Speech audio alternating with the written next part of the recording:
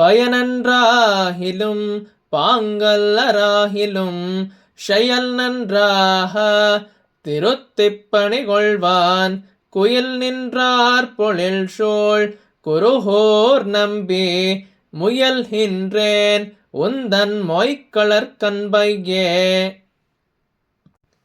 பயனன்றாகிலும் பாங்கல்லராகிலும் செயல் நன்றாக திருத்திப்பணிகொள்வான் குயில் நின்றார் பொழில் சோழ் குருகோர் நம்பி முயல்கின்றேன் ಉಂದನ್ ಮೊಯ್ಕಳರ್ ಕನ್ಬೈಗೆ.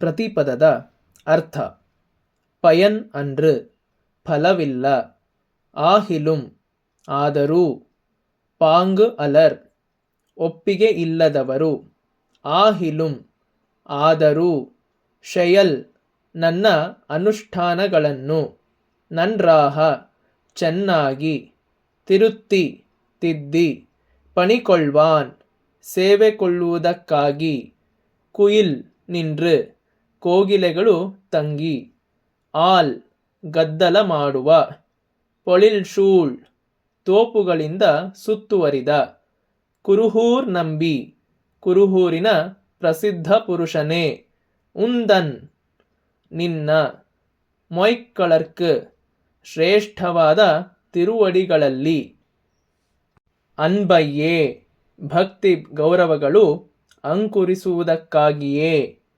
ಮುಯಲ್ ಹಿಂಡ್ರೇನ್ ಪ್ರಯತ್ನಿಸುತ್ತಿದ್ದೇನೆ. ಭಾವಾರ್ಥ: ಫಲವಿಲ್ಲದಿದ್ದರೂ, ಒಪ್ಪಿಗೆ ಇಲ್ಲವಾದರೂ, ನನ್ನ ಅನುಷ್ಠಾನಗಳನ್ನು ಚೆನ್ನಾಗಿ ತಿದ್ದಿ ಸೇವೆಗೊಳ್ಳುವುದಕ್ಕಾಗಿ, ಕೋಗಿಲೆಗಳು ಗದ್ದಲ ಮಾಡುವ ತೋಪುಗಳಿಂದ ಸುತ್ತುವರಿದಿರುವ ಕುರುಹೂರಿನ ಪ್ರಸಿದ್ಧ ಪುರುಷನೇ, ನಿನ್ನ ಶ್ರೇಷ್ಠವಾದ ತಿರುವಡಿಗಳಲ್ಲಿ ಭಕ್ತಿ ಗೌರವಗಳು ಅಂಕುರಿಸುವುದಕ್ಕಾಗಿ ಪ್ರಯತ್ನಿಸುತ್ತಿದ್ದೇನೆ. ಶಿಷ್ಯನನ್ನು ಗುರುವು, ಗುರುವನ್ನು ಶಿಷ್ಯನು ಪರಸ್ಪರ ಒಪ್ಪಿ ಸೇರಿದರೆ ಆ ಗುರು ಶಿಷ್ಯ ಸಂಬಂಧವು ನಿಕಟವಾಗಿ ಅದ್ವಿತೀಯವಾದ ಬಾಂಧವ್ಯವಾಗಿ ಬೆಳೆಯುತ್ತದೆ. ಇಬ್ಬರಿಗೂ ಇದರಿಂದ ಪ್ರಯೋಜನವಿದೆ.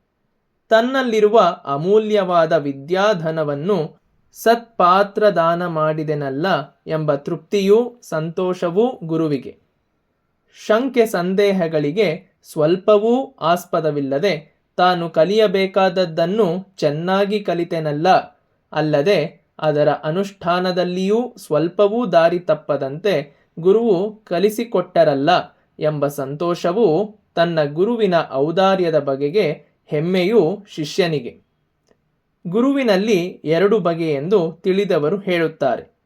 ಶಿಷ್ಯನನ್ನಾಗಿ ಮಾಡಿಕೊಳ್ಳುವುದಕ್ಕೆ ಮುಂಚೆ ಗುರುವು ಅವನನ್ನು ಚೆನ್ನಾಗಿ ದುಡಿಸಿ ಕಷ್ಟಕ್ಕೆ ಈಡು ಮಾಡಿ ಪರೀಕ್ಷಿಸಿ ಎಲ್ಲ ರೀತಿಯಲ್ಲೂ ಅವನು ಯೋಗ್ಯನೆಂದು ತಿಳಿದ ಬಳಿಕವೇ ಪ್ರಸನ್ನನಾಗಿ ಅವನಿಗೆ ಕಲಿಸುವುದು. ಈ ಬಗೆಯ ಗುರುವನ್ನು ಅನುವೃತ್ತಿ ಪ್ರಸನ್ನಾಚಾರ್ಯ ಎನ್ನುತ್ತಾರೆ. ತನ್ನಲ್ಲಿಗೆ ಬಂದ ಶಿಷ್ಯನನ್ನು ನೋಡಿದ ಮಾತ್ರದಿಂದಲೇ ಅವನ ಅಂತರಂಗವನ್ನು ಗ್ರಹಿಸಿ ಅವನಲ್ಲಿ ಕೃಪೆ ತೋರುವವನು ಇನ್ನೊಂದು ಬಗೆಯ ಗುರು.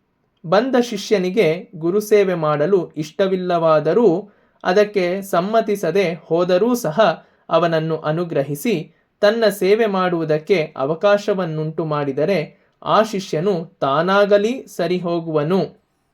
ಗುರುವು ಬೇಡವೆಂದರೂ ಸಹ ಬಿಡದೆ ಅವನನ್ನಾಶ್ರಯಿಸಿ ಸೇವೆ ಮಾಡಿ ಗುರುವಿನ ಕೃಪೆಯನ್ನು ಪಡೆಯಬಹುದು. ಇಂಥ ಗುರುವನ್ನು ಕೃಪಾಮಾತ್ರ ಪ್ರಸನ್ನಾಚಾರ್ಯ ಎನ್ನುತ್ತಾರೆ. ಮಧುರ ಕವಿಗಳಿಗೆ ದೊರೆತ ಗುರುವಾದ ಶಠಗೋಪರು ಎರಡನೆಯ ಪಂಗಡಕ್ಕೆ ಸೇರಿದವರು, ಅಂದರೆ ಕೃಪಾಮಾತ್ರ ಪ್ರಸನ್ನಾಚಾರ್ಯರು. ಮಧುರ ಕವಿ ಆಳ್ವಾರರು ಹೇಳುತ್ತಾರೆ, ಈ ಶಿಷ್ಯನಿಂದ ನಿಮಗೆ ಯಾವ ವಿಧವಾದ ಸೇವೆಯ ಫಲವಿಲ್ಲವಾದರೂ ನನ್ನನ್ನು ನಿಮ್ಮ ಶಿಷ್ಯನನ್ನಾಗಿ ಸ್ವೀಕರಿಸುವುದಕ್ಕೆ ನಿಮಗೆ ಒಪ್ಪಿಗೆ ಇಲ್ಲದಿದ್ದರೂ ನನ್ನ ಮೇಲ್ಮೆಗಾಗಿಯೇ ನಾನು ನಿಮ್ಮಲ್ಲಿ ಸೇವೆ ಮಾಡಬಯಸುತ್ತೇನೆ.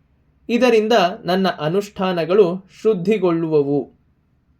ನನ್ನ ಸ್ವಾರ್ಥಕ್ಕಾಗಿಯೇ ನಾನು ನಿಮ್ಮ ಶ್ರೇಷ್ಠ ತಿರುವಡಿಗಳ ಸೇವೆಯಲ್ಲಿ ತೊಡಗುತ್ತೇನೆ. ನನ್ನ ಈ ಪ್ರಯತ್ನದಿಂದಲಾದರೂ ನಿಮ್ಮ ದಿವ್ಯ ತಿರುವಡಿಗಳಲ್ಲಿ ನನಗೆ ಭಕ್ತಿ ಗೌರವಗಳು ಹೆಚ್ಚಲಿ.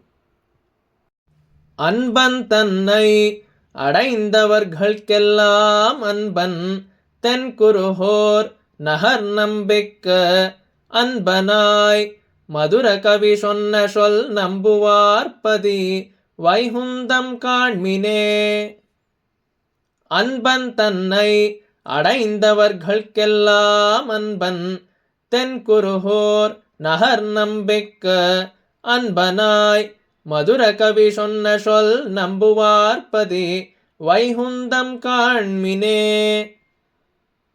ಪ್ರತಿಪದದ ಅರ್ಥ: ಅನ್ಬಂತನ್ನೈ ಭಕ್ತರಲ್ಲಿ ಕೃಪೆಯುಳ್ಳ ಭಗವಂತನನ್ನು, ಅಡೈಂದವರ್ಗಳ್ಕೆಲ್ಲಾಂ ಆಶ್ರಯಿಸಿದವರೆಲ್ಲರಲ್ಲಿಯೂ, ಅನ್ಬನ್ ಭಕ್ತಿಯುಳ್ಳವನಾದ, ತೆನ್ ಸೊಬಗಿನ, ಕುರುಹೂರ್ ನಂಬಿಕ್ ಕುರುಹೂರಿನ ಪ್ರಸಿದ್ಧ ಪುರುಷನಿಗೆ, ಅನ್ಬನ್ ಆಯ್ ಭಕ್ತನಾಗಿರುವ, ಮಧುರ ಕವಿ ಮಧುರ ಕವಿಯು, ಶೊನ್ನ ಶೊಲ್ ಕೃಪೆ ಮಾಡಿದ ಪಾಶುರಗಳನ್ನು, ನಂಬುವಾರ್ ನಂಬುವವರು, ಪದಿ ಶಾಶ್ವತವಾಗಿ ನೆಲೆಸುವುದು, ವೈಹುಂದಂ ಕಾಣ್ಮಿನೆ ವೈಕುಂಠವೇ ಎಂದು ಕಾಣಿರಿ.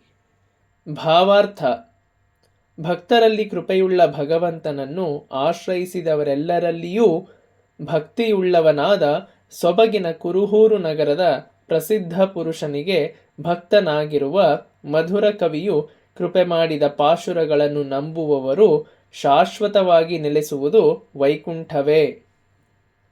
ಭಗವಂತನು ಕೃಪಾಸಾಗರ. ಅವನ ಕೃಪೆಯನ್ನೇ ಕೋರಿ ಅವನನ್ನು ಆಶ್ರಯಿಸುವವರೆಲ್ಲರೂ ಅವನ ಅನನ್ಯ ಭಕ್ತರೇ. ಈ ಭಕ್ತರನ್ನು ಭಾಗವತರು ಎಂದು ಕರೆಯುವುದು ವಾಡಿಕೆ. ಈ ಭಾಗವತರನ್ನು ಆಶ್ರಯಿಸಿ ಅವರ ಮೂಲಕ ಭಗವಂತನಲ್ಲಿ ಭಕ್ತಿ ಮಾಡುವವರೂ ಭಕ್ತರೇ. ಈ ಭಕ್ತರು ಆಶ್ರಯಿಸಿರುವ ಗುರುವಾದ ಭಾಗವತರೇ ಅವರ ಪ್ರತ್ಯಕ್ಷ ಭಗವತ್ ಸ್ವರೂಪ. ಗುರುವನ್ನು ತಮ್ಮ ಸರ್ವಸ್ವವೆಂದು ಭಾವಿಸಿ ಗುರುವಿನಲ್ಲಿ ಶರಣಾಗಿ ಗುರುಚರಣ ಸೇವಾನಿರತರಾಗಿ ಗುರುನಿಷ್ಠೆಯನ್ನು ಅನನ್ಯವಾಗಿ ಪಾಲಿಸಿಕೊಂಡು ಬಂದು ಅವರು ಭಗವಂತನ ಪೂರ್ಣಾನುಗ್ರಹಕ್ಕೆ ಪಾತ್ರರಾಗುತ್ತಾರೆ. ಷಠಗೋಪರು ಪರಮಜ್ಞಾನಿಯಾದ ಭಾಗವತರು. ಅವರನ್ನು ತಮ್ಮ ಗುರುವನ್ನಾಗಿ ವರಿಸಿ ಅವರ ನಿಷ್ಠೆಯಲ್ಲೇ ತಮ್ಮ ಜೀವನವನ್ನು ಸವೆಸಿದವರು ಮಧುರ ಕವಿಗಳು. ಅವರು ರಚಿಸಿದ ಕಣ್ಣಿನುಂಚಿರುತ್ತಾಂಬು ಎಂಬ ಒಂದೇ ಒಂದು ಪ್ರಬಂಧದಲ್ಲಿ ಅವರು ಹೊಗಳಿ ಹಾಡಿರುವುದು ಗುರುನಿಷ್ಠೆಯೊಂದನ್ನೇ. ಅವರ ಮಾತಿನಲ್ಲಿ ಭಗವಂತನ ಕೃಪೆಗಿಂತಲೂ ಶಿಷ್ಯನಿಗೆ ಗುರುಕೃಪೆಯೇ ಹಿರಿದು. ಅದಕ್ಕಾಗಿಯೇ ಅವನು ಶ್ರಮಿಸಬೇಕು, ಗುರುವಿನ ಕಟಾಕ್ಷಕ್ಕೆ ಪಾತ್ರನಾಗಬೇಕು. ಹೀಗೆ ಮಾಡುವುದರಿಂದ ಅವನು ಭಗವತ್ ಕೃಪೆಗೂ ಪಾತ್ರನಾಗಿ ಶಾಶ್ವತವಾದ ವೈಕುಂಠವಾಸಿಯೇ ಆಗುತ್ತಾನೆ. ಅದಕ್ಕಿಂತ ಮನುಷ್ಯನು ಸಾಧಿಸಬೇಕಾದದ್ದೇನಿದೆ?